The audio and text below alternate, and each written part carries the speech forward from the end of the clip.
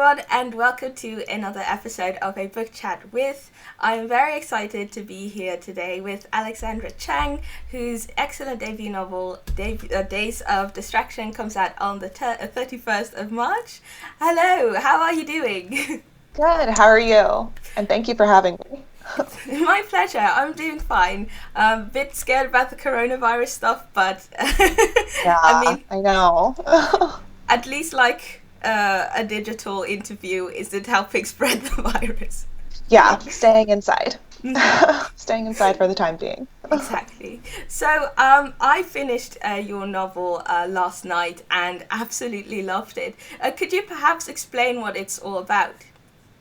Yeah, so Days of Distraction is a contemporary sort of like coming of adulthood story that's narrated by a young Chinese American woman who, at the opening, is working as a technology journalist in San Francisco.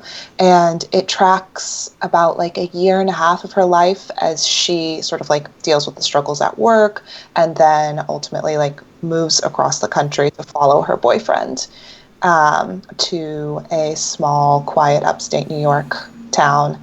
And in that process, starts to question like her role in this interracial relationship. Her boyfriend is white, and start to like look back at Asian American history to sort of form, I guess, a sense of self that she's searching for. And the book is, it does draw a lot on that own time period of my life where, I was in my mid 20s, about, I won't say how long ago, more than 5 years ago. uh, but the book itself, it is also sort of about these like larger ideas, like the precarity of young adulthood and how these like historical and societal forces, like these unwieldy forces, like racism, Mm-hmm. sexism, capitalism, sort of put these pressures on day-to-day relationships and lives. And it's told, I guess, through this particular woman's point of view.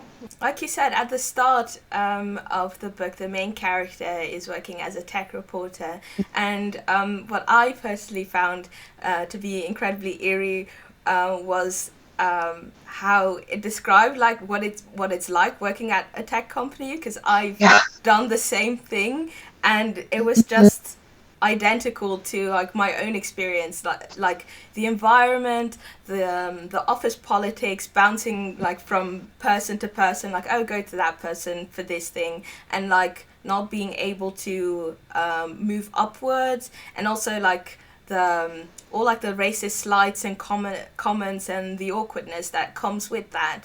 I know that you worked yourself as a tech reporter previously. How was that, writing about those your experience? So I was about, when I started writing this, I was about maybe like 3 to 4 years out from that experience. I was in my MFA program and I was somehow still like thinking about that time in my life. So I do think that distance helped the writing process because a year out, even, I was still like, oh my gosh, like what, I couldn't really comprehend what had happened.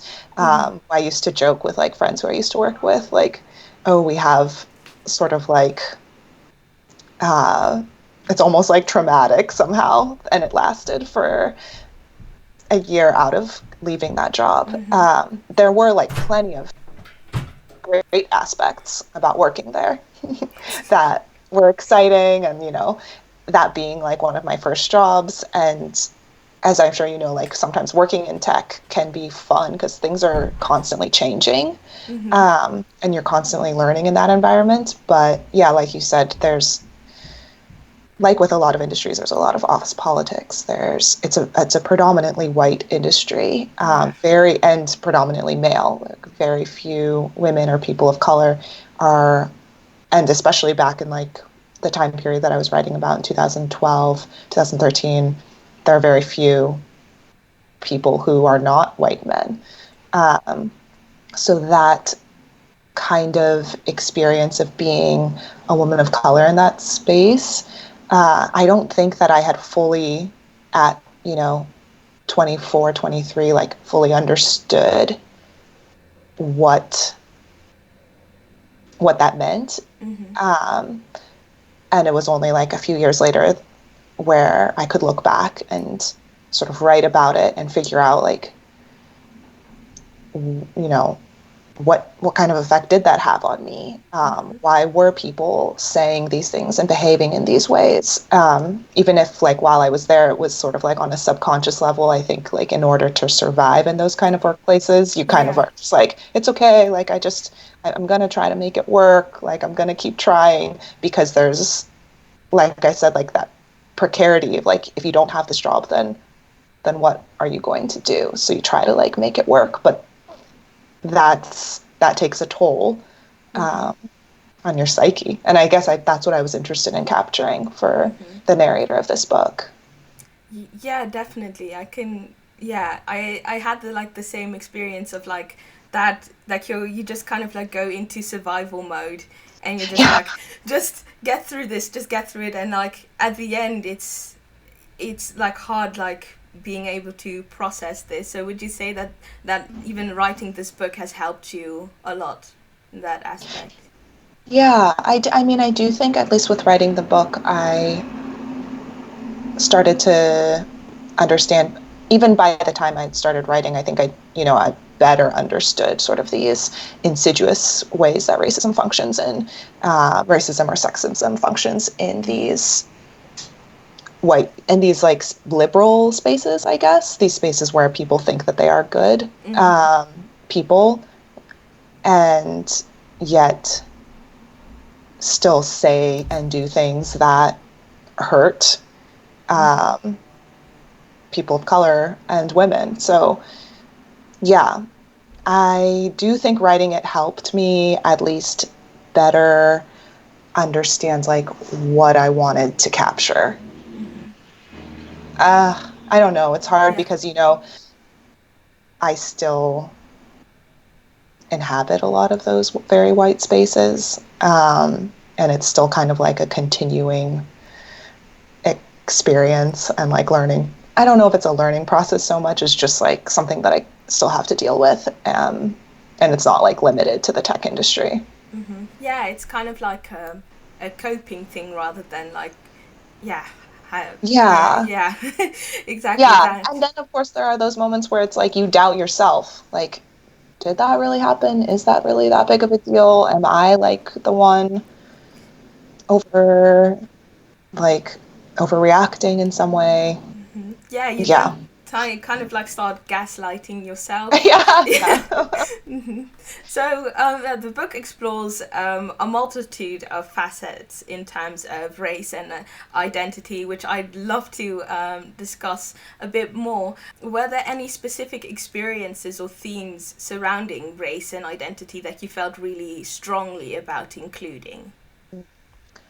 I really wanted to write about that interracial relationship between a person of color and a white person, because, there are plenty of interracial relationships between people of different races. But I think the dynamic of a person of color and a white person is very particular.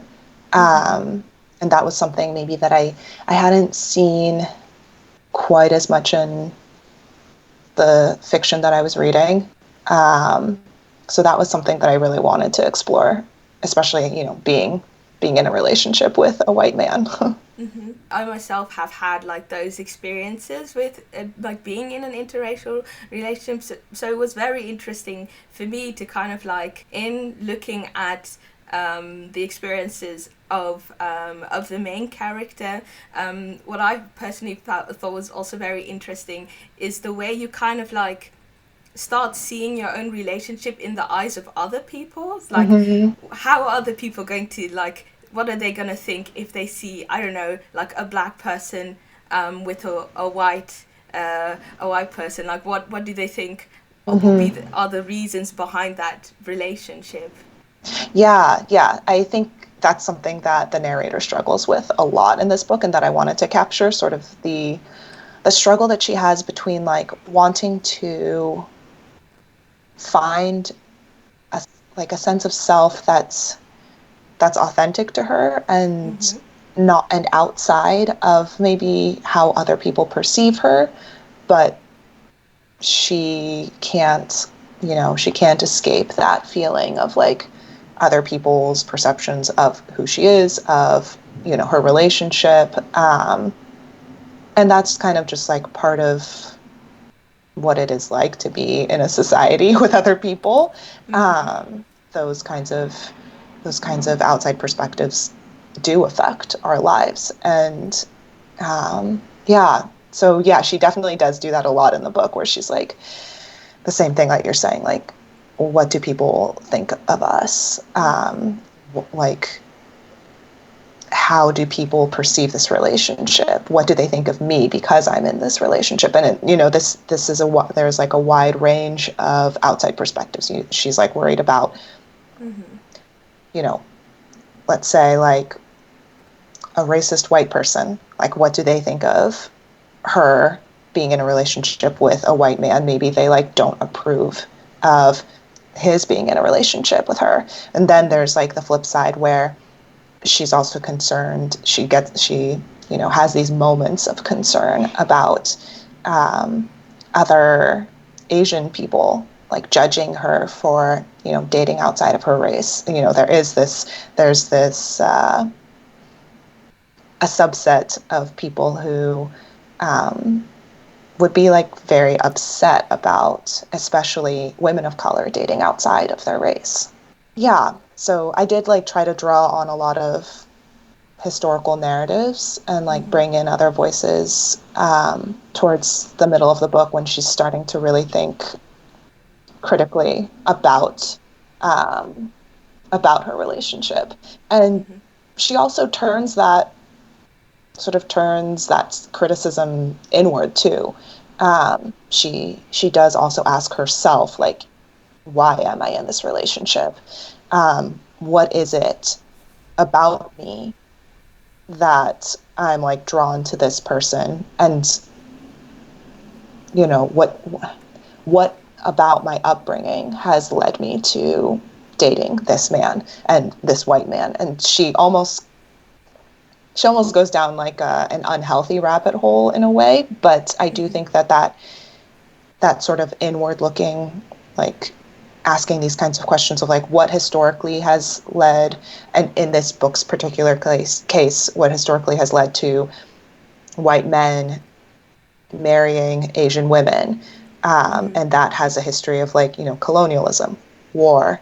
It's very much based in violence. And she starts to wonder if that has anything to do with her too.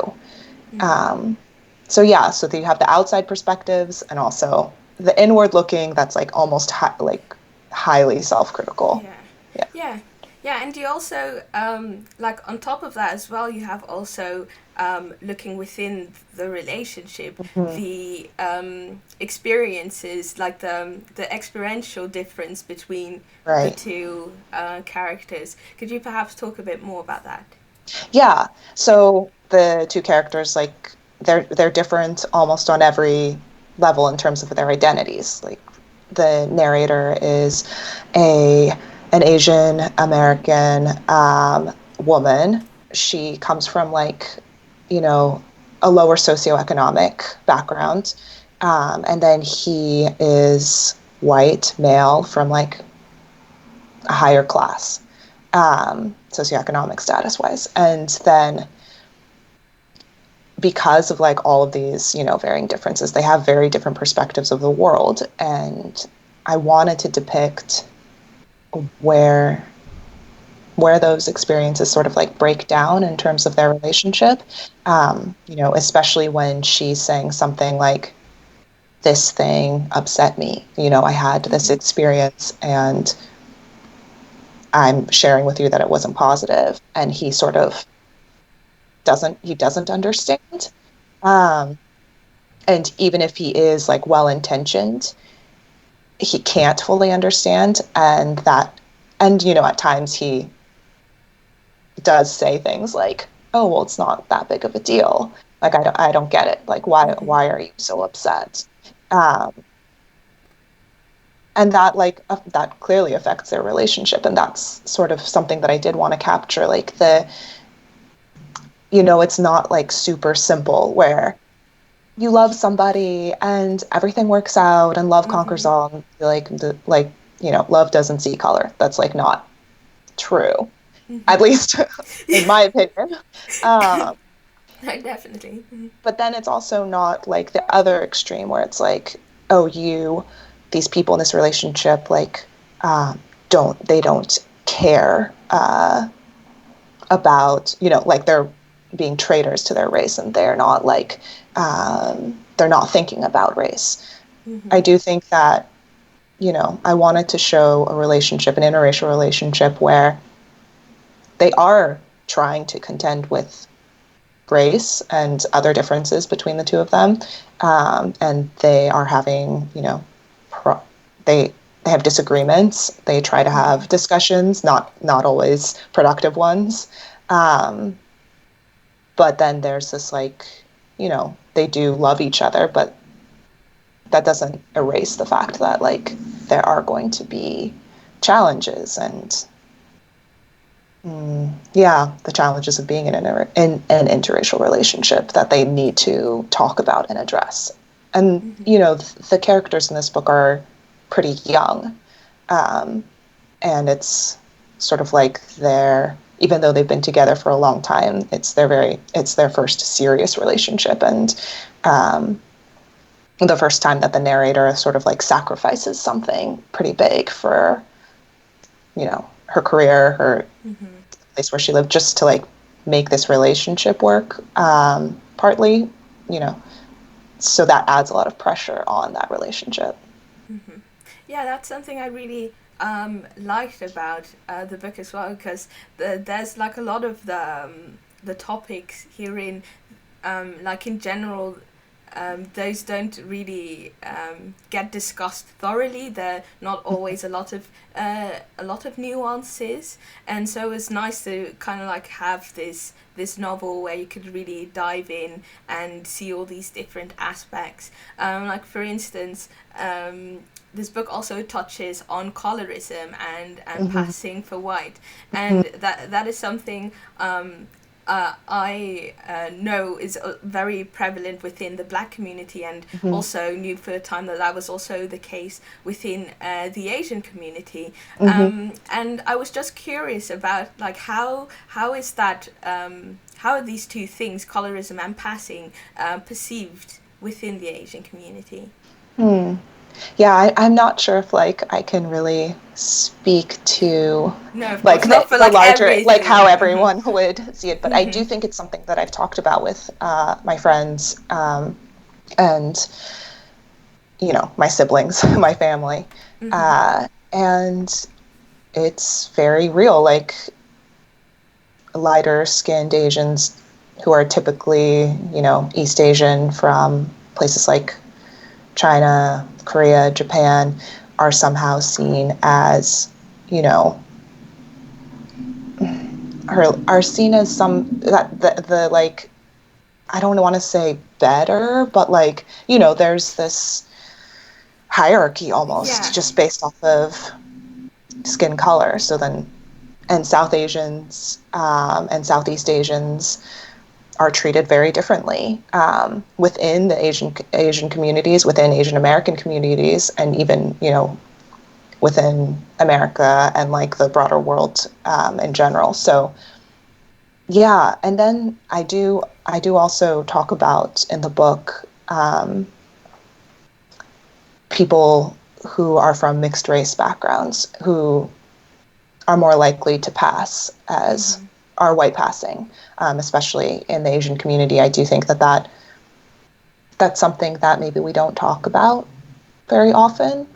Mm-hmm. How there are plenty of white passing Asians who have a different experience of the world than people who do not pass. So, yeah, I think I don't really have answers so much as I just wanted to kind of like ask some of those questions and bring it into the book in a way that I guess reflects my own like attempts at trying to understand like how these differences manifest in our experiences. Yeah, I hope that answers the Yeah. question. No, I mean, no, definitely. what do you think, like, in Um, terms of how colorism works? Um, yeah, I think it's very interesting. Also, like looking from it as like a black perspective, like colorism and passing, you was kind of originated like from slavery because it was usually used as kind of like a means of survival. Like if you passed as white, you could kind of like leave your identity Mm-hmm. behind and try for like a better life, basically. Mm-hmm. And there's like an entire genre within black literature that discusses that aspect of passing. But now it's interesting to see like how it has morphed as into this kind of like beauty standard, because Mm-hmm. where you have like mixed races is kind of like seen as like better, Yeah. or and you create these type of like power dynamics within the black community, often which a lot of people don't want to recognize in the first place. So it's interesting to hear from you as well that it's not something that people like always feel very comfortable Right.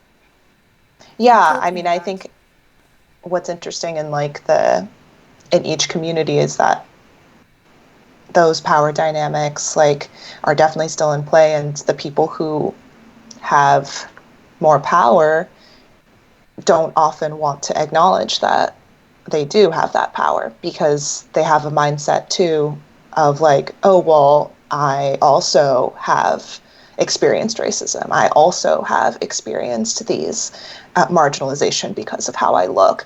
Mm-hmm. So it's hard. I think it can be hard for those people to acknowledge like, oh, well, actually I have privileges that, Mm-hmm. you know, people that other people don't within my own community. Mm-hmm. Yeah, and like on the other side, you also have that those people are struggling with a new problem in the sense that they might not always feel accepted within like Mm-hmm. their own communities again. Because that's something I've heard as well, that like people who look white but then are like scolded for like, I don't know, like having dreadlocks or wearing like braids and stuff, and it's like, but I'm black as well, and then you kind of Mm-hmm. have that identity crisis. And Yeah, yeah. it's so complicated. It's so complex, and that's where I think like for me in writing that capturing those kinds of complexities and like those nuances without being didactic and being like here's the answer, here's what's right, Mm-hmm. here's what's wrong, just being able to like have these conversations and start these conversations is something that is important, I think, too. Mm-hmm. Like the book is kind of structured in different, like you have like the main storyline as Mm-hmm. well as like these small passages in between, like you have flashbacks Mm-hmm. of like former like previous experiences and things like that. And like as someone who like experiences like day-to-day racism, it's often very easy to look back at it and just see it as like a string of, I guess, racist comments. But I personally was really impressed in the way you so accurately gave nuance to that, in the sense that you have, for instance, a case where you're just having a nice conversation and then out of the blue you just have this wildly racist comment that kind of like short circuits your Mm-hmm. mind. But Mm-hmm. then you also have like these things, like these other like racist comments that really scar you, like from your childhood, like being class and getting laughed at by the entire class. How did you go about picking those instances, and was Mm. it a hard thing to do? Yeah, I think when I first started, I was sort of writing anything that came to mind that, you know, in terms of those racist instances or, you know, microaggressions. I was just like writing ones that either like I had experienced directly and, you know, or things that I had heard other people experiencing, or like fictionalizing a little bit, like meshing, you know, three different instances into one. And along the way, I think in terms of choosing what actually went into the book, yeah, I do think it was hard because I didn't want it again to be, I didn't want these moments to be like bashing the reader over the head, like, well, look how terrible and like racist the world is, and like over and over and over. So I think for me, I did want to choose moments where there's this like very subtle, these subtle like microaggressions. They're almost like barely microaggressions, well, but they're clearly coming from not like a maliciously racist place, but a place of prejudice. So I wanted those moments especially in there because I think those are moments where some readers would read it and be like, yeah, that's horrible. I've had to deal with that so many times. Like people of color, women of color would like, might read that and really recognize themselves in it. But those are also moments that, you know, I've been in plenty of scenarios where I'll think back on something that somebody said to me, or maybe I might even like bring it up, like, why, you know, when you said this, it wasn't cool of you, like because of whatever reason. And the person who said it, typically white, you know, it's like, oh my God, well, I didn't mean it that way, or I didn't mean this, or I didn't mean that. It's not. And even when the narrator like describes those moments to her boyfriend, a lot of the times he's like, I don't see it. I don't see what you're talking about. But for her, it's like it's an occurrence that's very common, recognizable. Like she sees the she sees the harm in them, and she feels the harm in them. So I did want to capture sort of a range of those kinds of moments for her. Yeah, because I think those were also like the ones that people can easily dismiss. Yeah. Because like if it's like a racist person saying something racist, it's like, okay, I know this person, that was that person's intent. It was their intent to say something hurtful, to cause harm. But the cases where it's like, but it's not coming from such a space. Those ones are I always find kind of like the hardest to explain to people why exactly it is still not okay for that to have happened. Yeah, and I think for me, like in writing those moments, I mean the narrator really doesn't speak up very often. She sort of takes it in and deals with the shame and the doubt. And I really wanted to capture like the interior effect of being in those moments. And I mean, that kind of racism, because it's so hard to pinpoint and so hard to explain, it adds up a lot and can really, I know it really can be harmful for a person to have to go through like so many instances like that. Yeah, exactly, because it's not only like looking at the individual instances, but looking as at a whole, like how that eventually builds up. Because it's also a thing of like you just physically can't be angry and like get angry and upset about every single thing, because that will just be your constant state because it happens so much. Yeah. So I have been in sometimes those states of constant anger, but yeah, it's not fun. It's so I mean it's kind of like a coping mechanism where you're just like, okay, like this is just my life. I just have to, like, okay, this happened. We'll move on. And then you just have those moments where just really see the effects and how it like it really shows the harm of Yeah, that. yeah, Mm-hmm.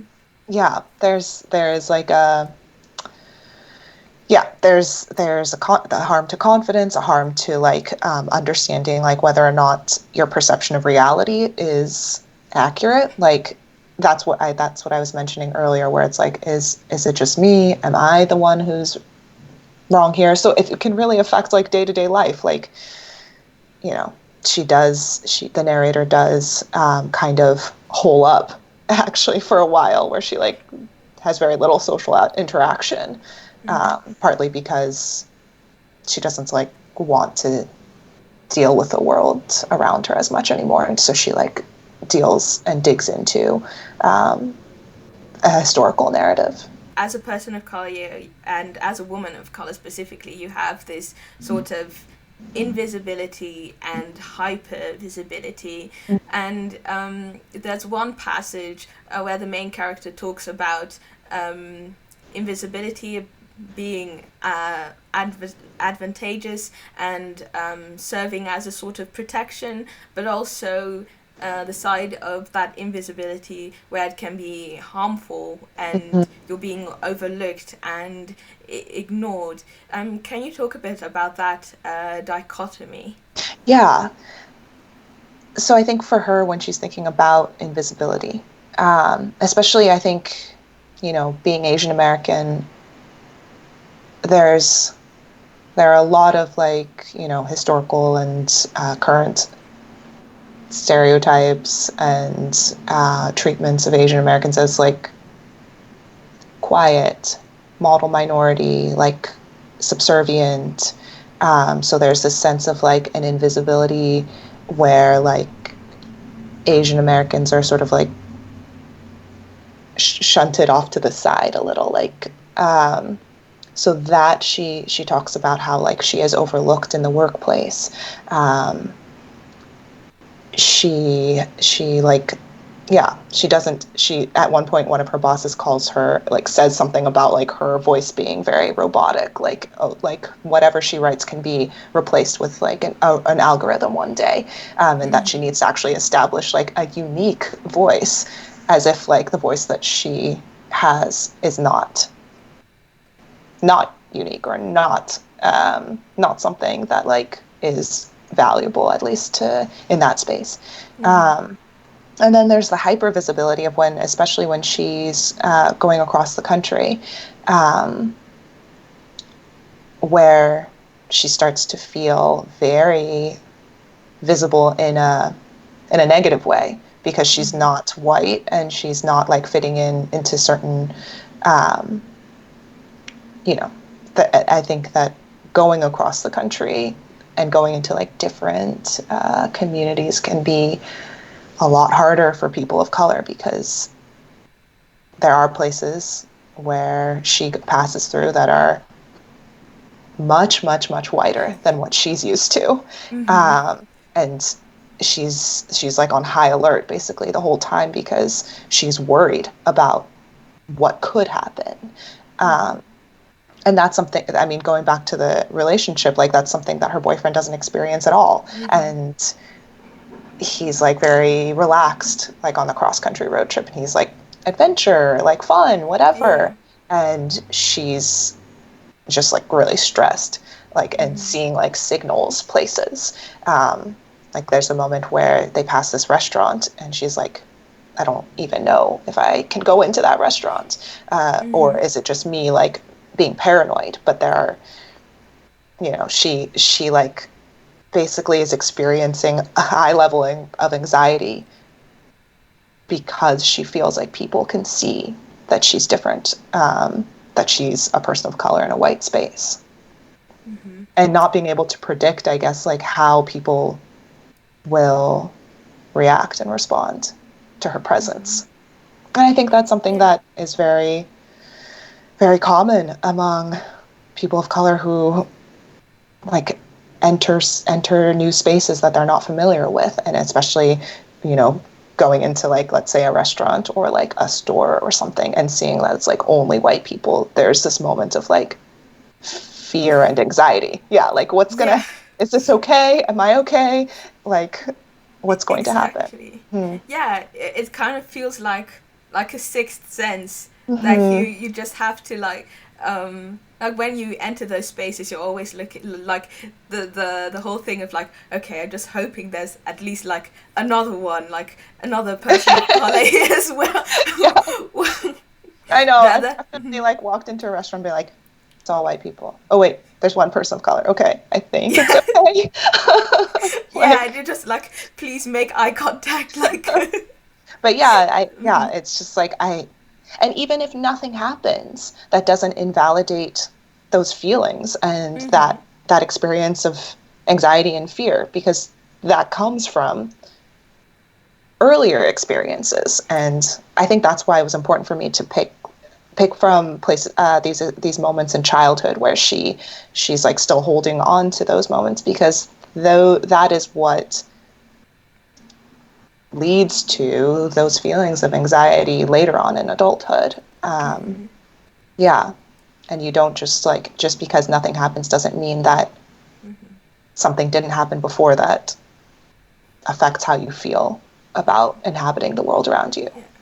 Yeah, I thought that was also very interesting that you mentioned like her childhood as well, because you also have this little snippet of I think like a boy pointing out like, oh, your nose, and Yeah, it's kind of like those moments in your childhood that you start realizing that there's something different and that you have to kind of like develop that extra sense of like um, yeah, I don't know how to exactly explain it, but it's like this thing that this switch that goes and you kind of like realize like, oh, yeah, I'm not experiencing the same thing as everyone else. right. And somebody can weaponize like this thing about me that I didn't choose, but is like very much who I am. Somebody can weaponize that against me. Mm-hmm. And it's like this recognition, this double recognition of like, I'm different. And I realize that someone can use that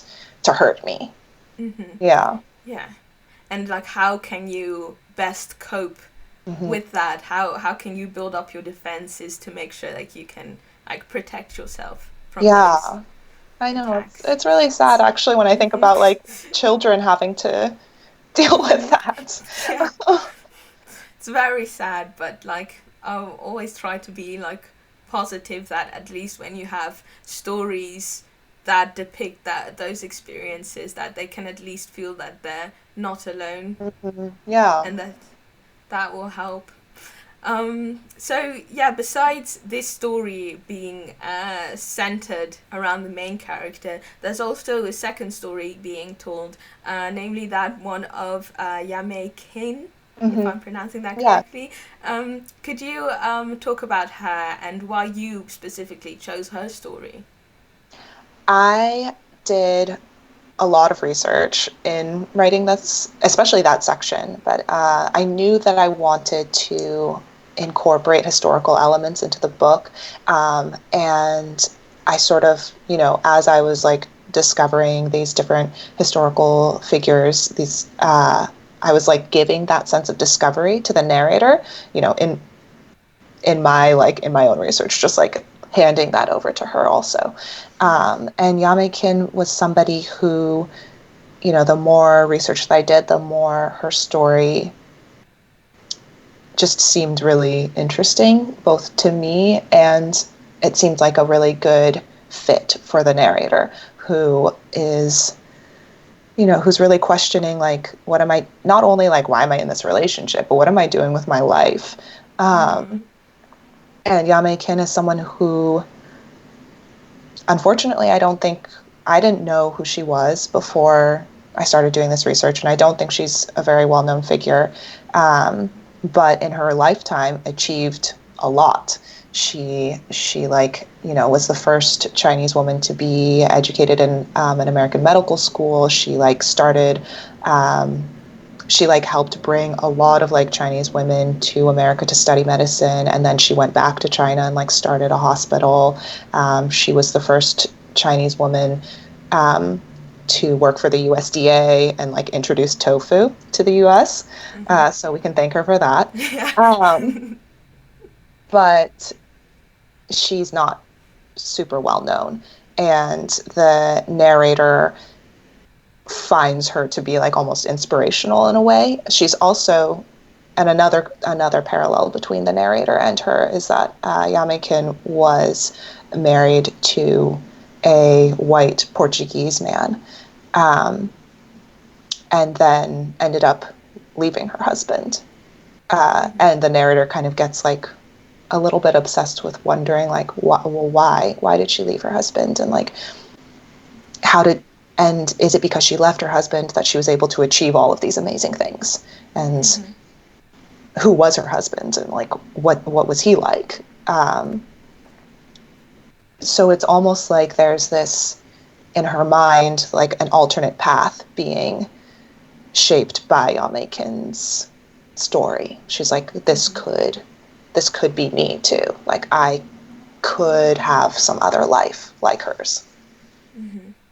Yeah, I thought it was very interesting, and it also kind of like taps into that thing of like, why don't people know about Yamekin as well? It's this whole, again, this invisibility, this erasure of like the history of people of color, the role that they have played in America as well. Yeah.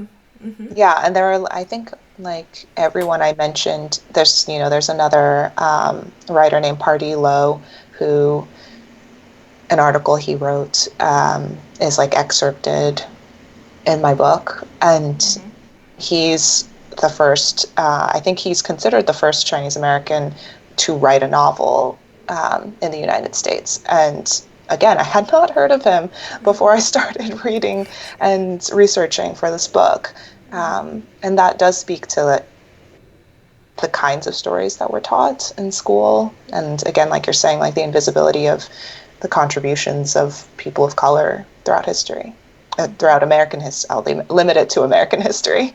No, that's definitely true. Because I had this kind of like experience as well recently, where because I'm participating in this classics community challenge where we read at least have to read at least 12 classics this year, and so I made my first video talking about the books that I was going to read, and there's literally one Japanese classic and one Nigerian classic, and then the rest was all like white men or a few women between there as well. And it's also this thing of like not even realizing that that when you're thinking about classics, you're only thinking about that specific type.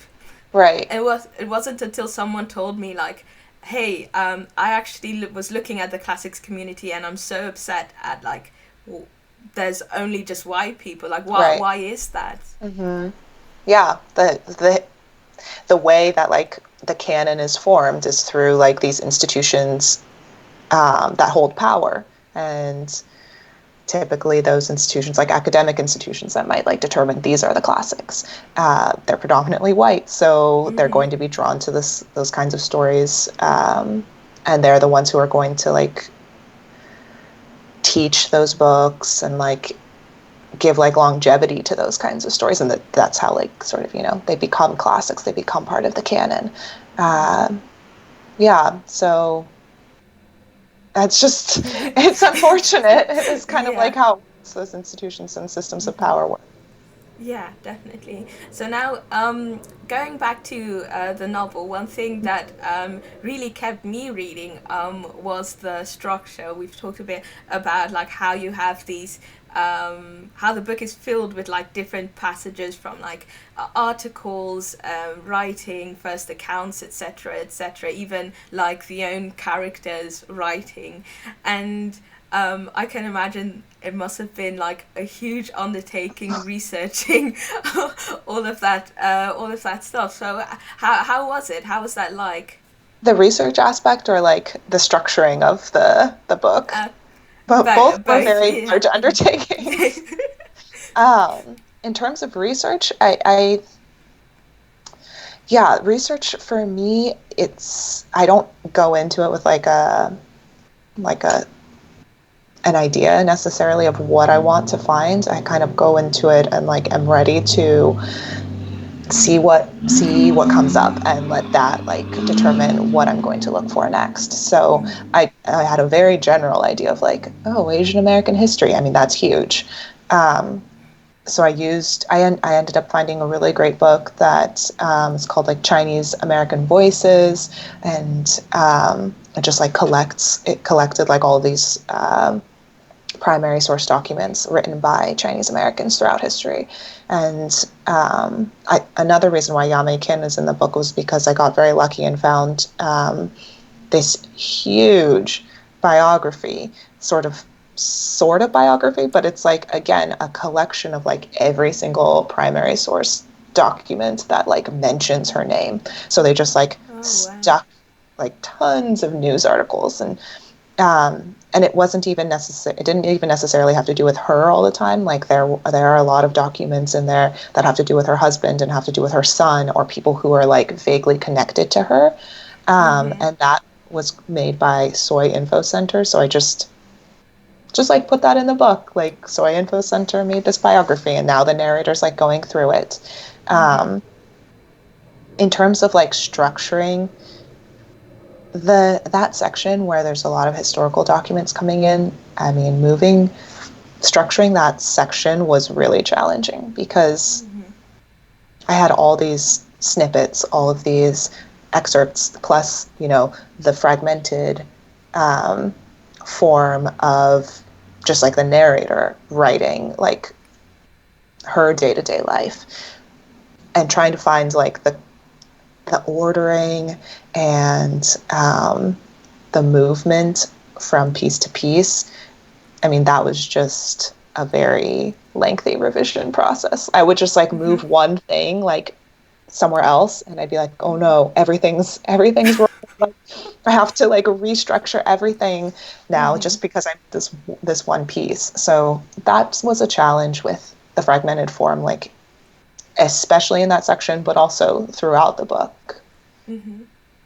Yeah, so would you reckon that was the hardest thing, or whether like other things that you struggled with?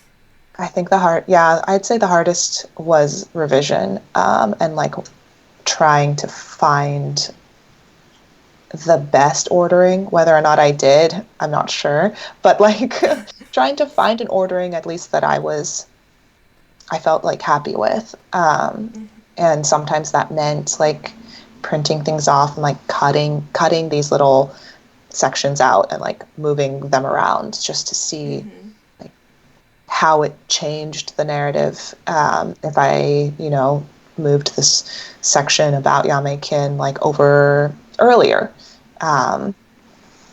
So yeah, I think that was definitely the hardest. Maybe another thing that was hard for me was writing about the relationship between the narrator and her boyfriend, because even though this book does draw a lot from my own life, I was also like several years out from certain experiences, and I also was like fictionalizing a lot and like drawing from like other interracial relationships that I've seen. So trying to figure out like how I wanted to portray that relationship and working on those sections was difficult for me, probably just on an emotional level. It's like, oh, I'm in an interracial relationship. I'm writing about this right now. And I'm writing about like these difficulties and these like total disconnects in understanding. And so that was like probably a harder headspace to be in when I was writing. I can imagine. Would you say that you prefer to write about experiences that are really like very close to you, or do you still enjoy like having like some sense of distance? I That's tough because I have written, even in this book, there are plenty of sections that are very far away from my own experience, and also all the historical narratives. Those are things that came from outside of me, and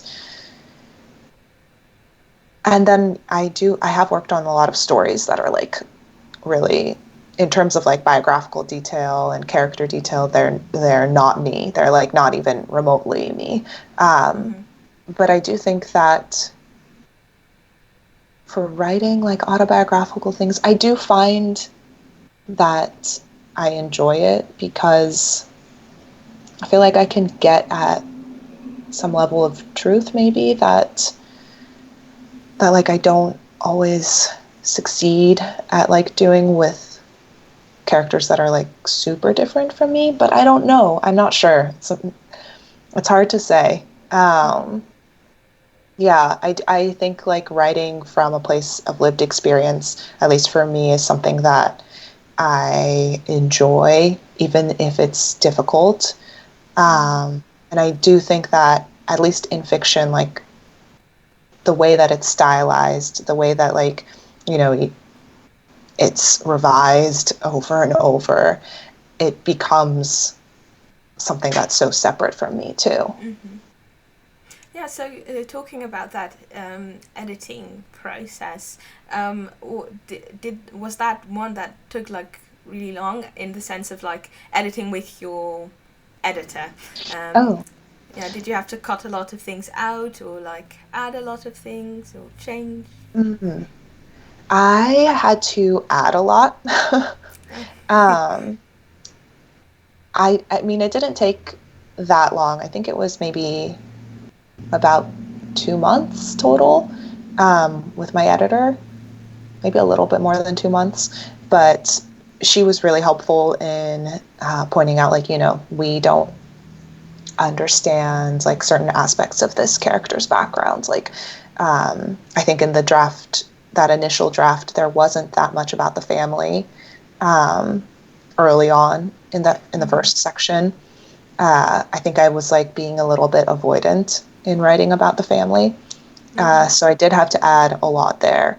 And yeah, I feel like the draft maybe like ballooned from like 70,000 words to like 90, which was Oh. not my intention with this book. Like I thought I was going into writing this book like, oh, I'm going to write like a slim short novel because I love short novels. Mm-hmm. Um, so I was like, maybe like, 40,000 words max. And now it's more than double that. And I'm like, oh Oh, my God, it's embarrassing. Yeah. maybe, maybe next time. Yeah, maybe next time I'll like Yeah. try to stick to the short novel. Mm-hmm. And how long was like the writing process before you met your editor? So I started it like the second semester of my first year in the MFA program. So in 2016. And I think it was about like almost 3 years. Yeah, maybe like 2.5 to 3 years. And was it hard writing that? And did you get a lot of feedback from people? Or was it mainly something you wanted to, I guess, yeah, kind of keep to yourself? To yourself. Yeah, it was something I kept to myself. Mm-hmm. I felt like because it was so personal, it was probably the most personal thing I had ever written Mm-hmm. at that time.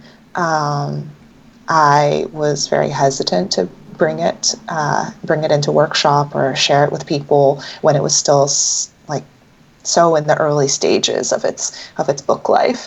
I mean, Mm-hmm. I wasn't even calling it a novel for a really long time. I was like, my long-ish project that I don't know what it is. Actually, one of my professors was like, "Why don't you just say novel?" I was like, "Because I don't know if it's a novel, and I don't like the pressure Oh. of the word." Mm-hmm. Um, but I did eventually finish a draft for my thesis, and I shared it with my thesis advisor and a couple other people in the program. Uh, a very like limited, like small pool of people. I think it was Mm-hmm. people total. Um, and then I like worked on it again for like their feedback, which was really helpful. And after that, I shared it with my agents. And Mm-hmm. that was it for yeah the early writing stages before I met my editor. Yeah, I think I was being a little precious with it. And I was very nervous about it too. Yeah, no, I can definitely understand when it's something that's so personal, and then like it's hard to like write about that in the first place, and then like having people like read it Yeah. as well. Yeah, I'm still like wrapping my head around the fact that it's going to be out in the world for people to read. Forever. Yeah, I'm like, haven't fully mentally processed that yet. So You'll have some time still before it comes out. I know, a few weeks. So when did you actually decide that you wanted to become a writer? Mm. Yeah, that's a good question. I I don't know if I ever really was like, I'm deciding now I'm going to be a writer. Like and now like this is the path that I'm committed to. I always enjoyed writing. I mean, I loved reading growing up, as like most writers do. Um, and after I finished undergrad, after I graduated, I worked for a literary agent for actually even when I was in school for a little bit. So that was an experience where, I really loved like seeing how other authors worked, and like I got to see some works in progress. And I thought, like maybe I could try this. I could maybe do this. But I didn't really have faith in my own fiction, and also I definitely didn't have faith in like being able to make a living writing fiction. So I just was like, okay, how do I write and earn a living in San Francisco, which at the time was not as expensive as it is now. But the route that like I saw was through journalism, and I think that was like a really good experience for me in terms of writing, because you're on deadline, you have to write, like you have to constantly be writing. And I had like I think I was way less precious about my work, because it was just like, okay, 4 articles today, off they go, and they're published, and like then they like disappear off into, I mean, they didn't totally disappear, but like just because there's new writing constantly coming out, Yeah. I didn't like worry so much about it. And then it really wasn't until I moved to Ithaca that I heard about fully funded MFA programs. Um, and I thought, like, oh, well, if I don't have to pay to go to school, and I can just write fiction for 2 to 4 years or 2 to 3 years, maybe I could really give this a go. Uh, Okay.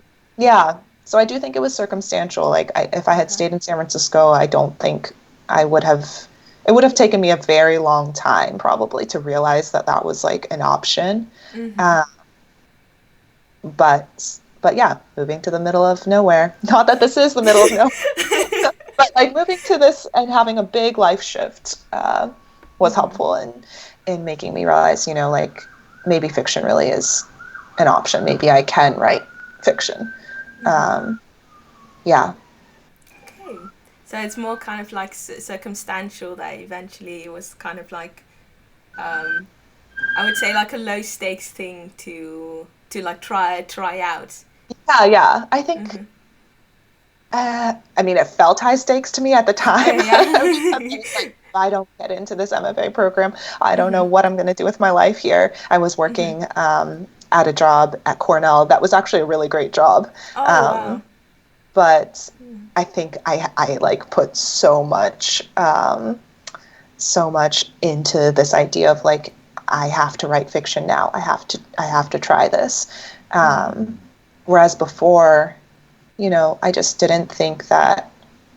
didn't think it was feasible. I mean, for financial reasons, for like, for reasons like, who really thinks, who are the kinds of people who think like, yeah, I can write fiction, and that's something that I will do with my life. That wasn't like something in my head when I was a kid growing up. Like, I loved reading books, and I thought, and I loved like how I felt when I read books, but it was so beyond anything Uh-huh. that I ever considered.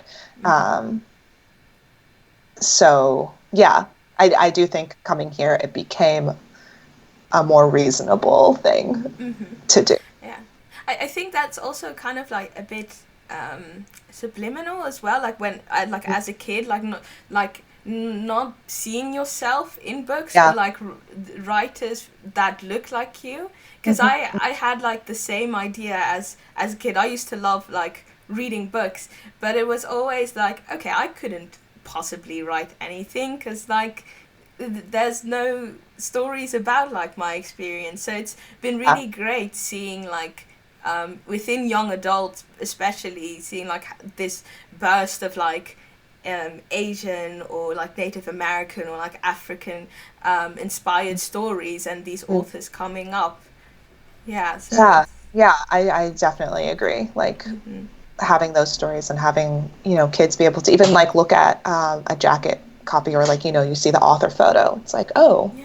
huh, that person is like me. Maybe I could do this, which is not something that was very common slash maybe I can't even like think of a particular moment in my childhood when that happened.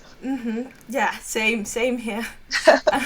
So I have there's a couple of questions I'm like curious about. How did you come up with the title of Days of Distraction? That was a kind of lengthy process. So the first title that I had when I submitted to my editor was Distances, and it was fine. It's a fine title, but I knew that it was kind of a placeholder because it wasn't really indicative of like what the book is about, I guess, as much. And then my editor had mentioned at one point, it would be cool if the title kind of spoke to that time period in the narrator's life. And I sort of latched on to that idea, um, and ended up sort of creating this very long and very messy document of words that I thought would somehow fit the book in some way, Mm-hmm. and a lot of them were like sort of attempts at like capturing maybe like this time period in the woman's life, and I think like I had a lot of variations of titles with the word like days at the beginning, Uh-huh. and then I had several with the variations of like distraction or distract or along with many other terrible titles that are embarrassing to mention. Um, But won't see the day of yeah, no, the maybe light of like day. maybe if they're lucky one day they'll get like a nice little story title or something. But Days of Distraction, I don't know, like something about it. When I came up with it, I was like, huh, that sounds good. Like I like the alliteration of it. It does capture the time period, and also speaks a little bit to like that tech world too. Yeah, Yeah, I'm yeah, happy with it. I'm happy with it. I think yeah. ultimately, and Yeah, I think it fits perfectly. Also, I was personally even thinking about like the structure as well. That you're reading something and then whoops you go to like this other part and then you're brought back and like yeah. So I just really yeah, loved yeah. it. That's true. That's true. Yeah, I hadn't thought of that. But like the disjointedness or like the purposeful disjointedness, even though, I would like to think that they're all like, connected in the end.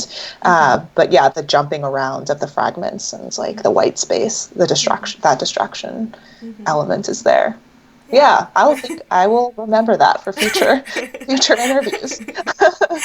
Great. Also another question I was something I was curious about. The boyfriend, he only has one letter, J. So how did that come about?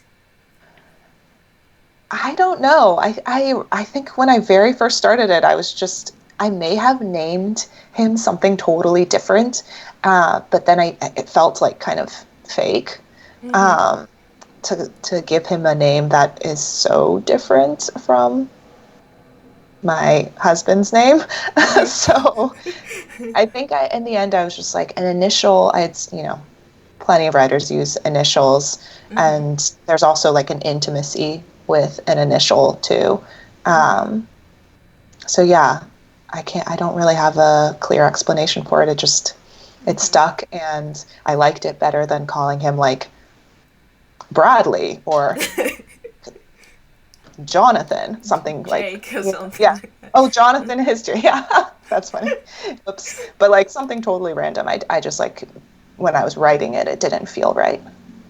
Yeah, I liked it because it's also kind of like a name, J, like Mhm. J, the Yeah, name yeah. Jay as is a name well. too. Yeah, exactly. And it kind of like it takes away. I mean, it's kind of like okay, yeah, the focus is on the girl Jing Jing. Mhm. So, yeah, I like that about it. So last question. I was snooping around a bit on your website, and I saw like you also have a short story collection, I believe, coming out in the future. There's no date. Yep. It's tomb sweeping. Yeah, that's the current title. Mm-hmm. Given my history with titles, it might not be the title in the future, but it's currently titled Tomb Sweeping after a story that I had in Glimmer Train, which is no longer in circulation, unfortunately. But Mm-hmm. uh, but that story was one of the first short stories that I wrote that I felt really strongly about. So Mm-hmm. I also like the title. So we'll see. But yeah, I do Nice. have a story collection eventually coming out, also from Echo. Mm-hmm. Either like late 2021 or early 2022.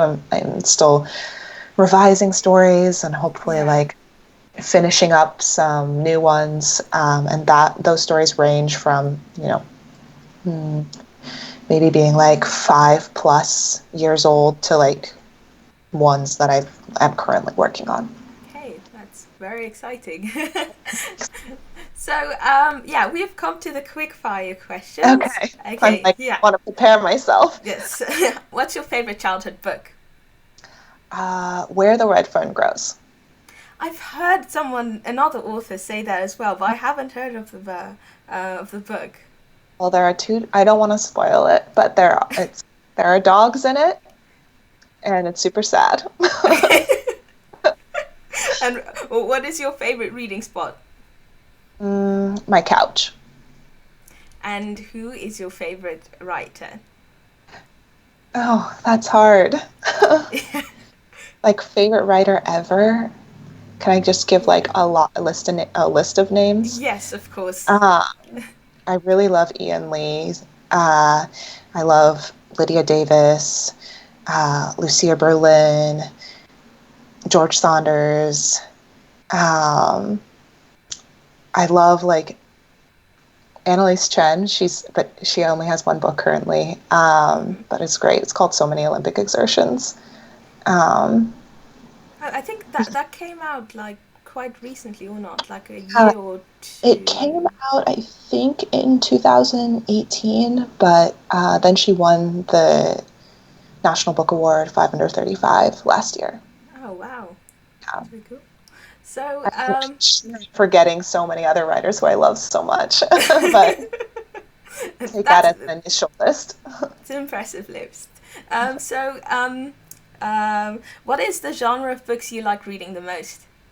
Mm. I love, I do love coming of adulthood and coming of age stories. Hmm. Yeah.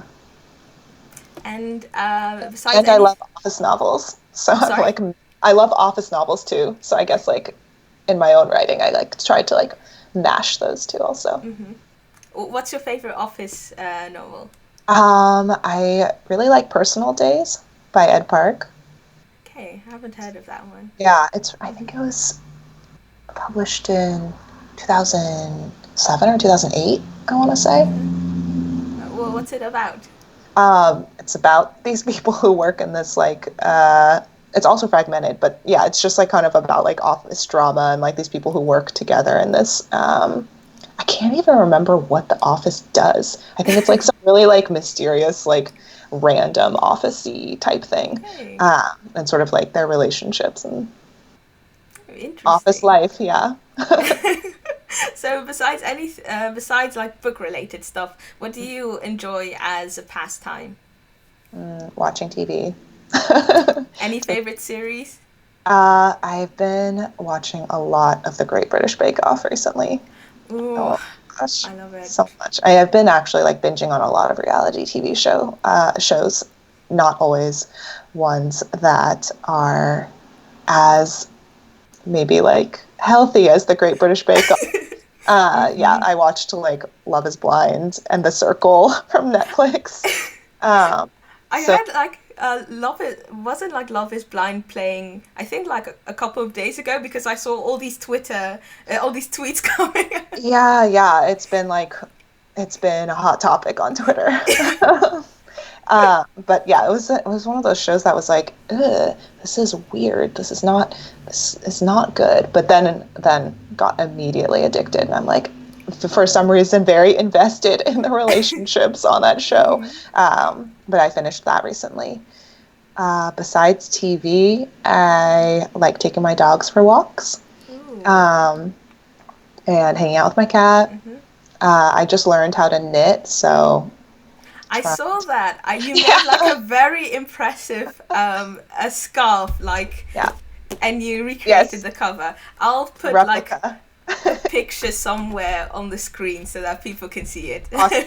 Yeah, so I need to like start on a second project and hopefully like expand my skill set beyond the one single like knit stitch that I know how to do. Maybe like a hat, for instance. Yeah, a hat. I think a hat would take way less time than a scarf because with the scarf I was like, I want it to be really wide and really long. And it Yeah. was just like, oh my gosh, this is taking forever. Do you know Wool and the Gang? Yeah, yeah. Yeah, like that's kind of like how I got started with Cool. knitting. They have also a YouTube page and the techniques and stuff. It's great. So Well, yeah, I will check it out. I know, and especially because I think I've looked at their yarn before, and I liked like the super thick, chunky yarn. yeah. I might, I will check it out after this interview. This is Great. Wool and Gang ad. Yes, a great plug. So, what type of music do you enjoy?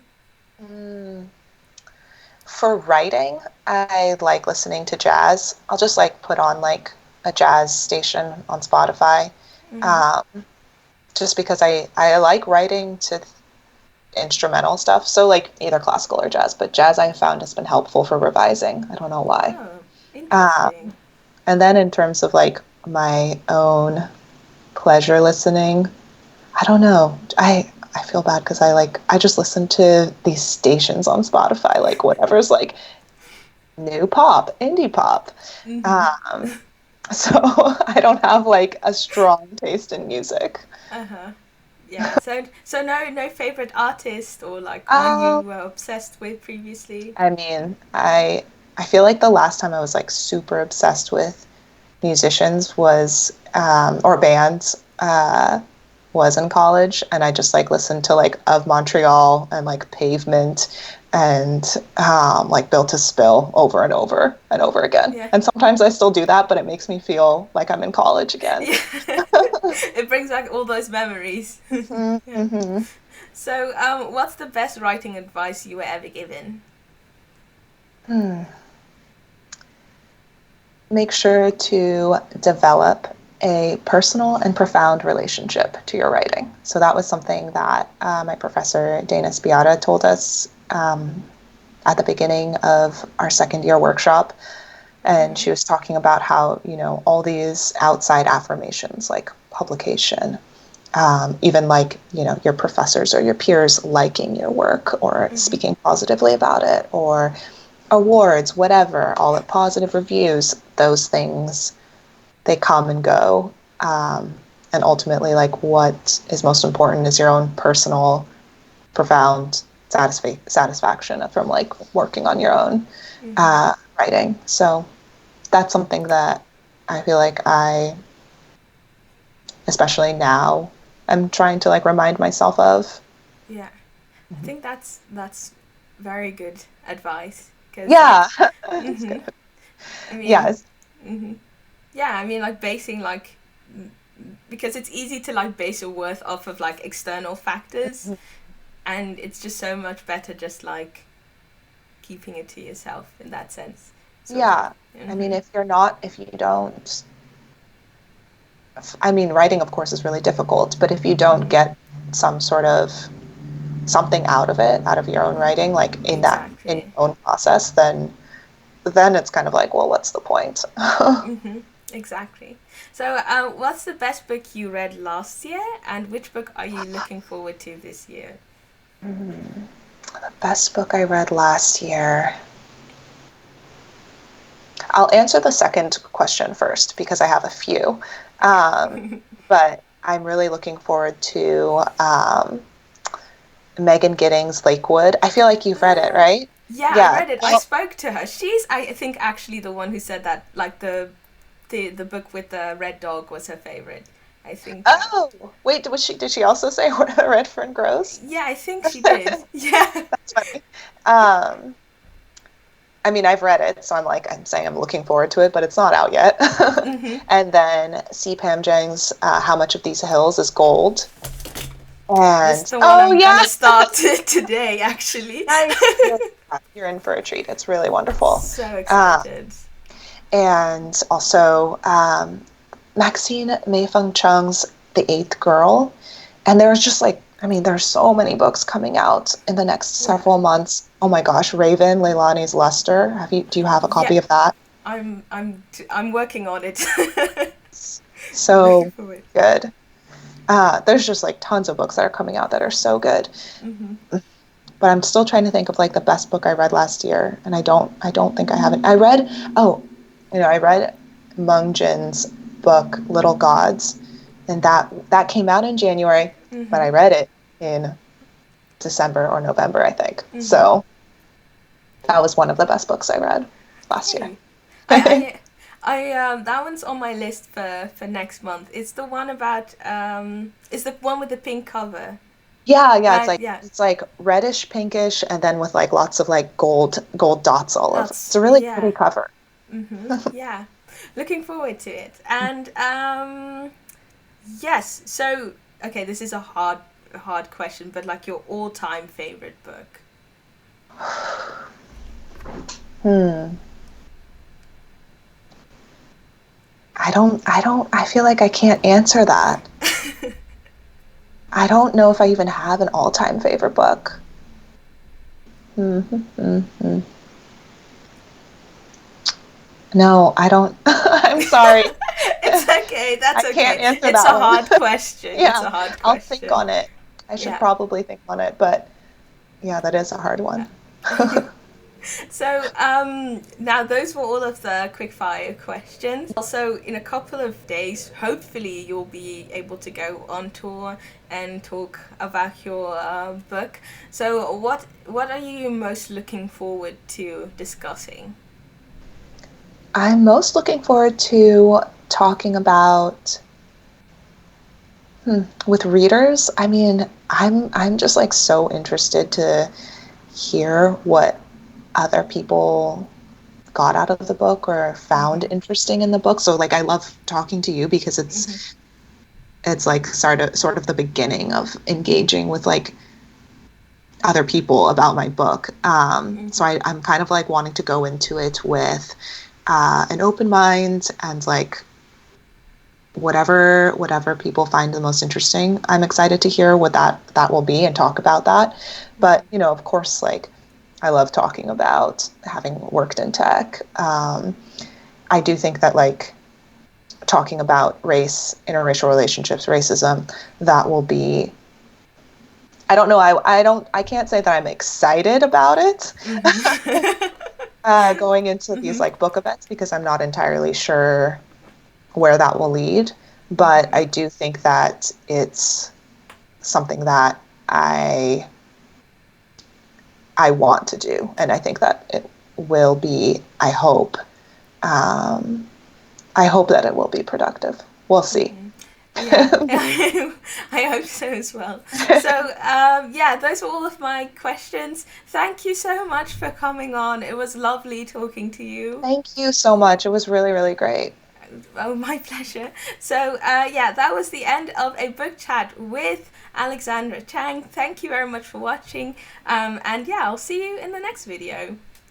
Bye. Bye bye.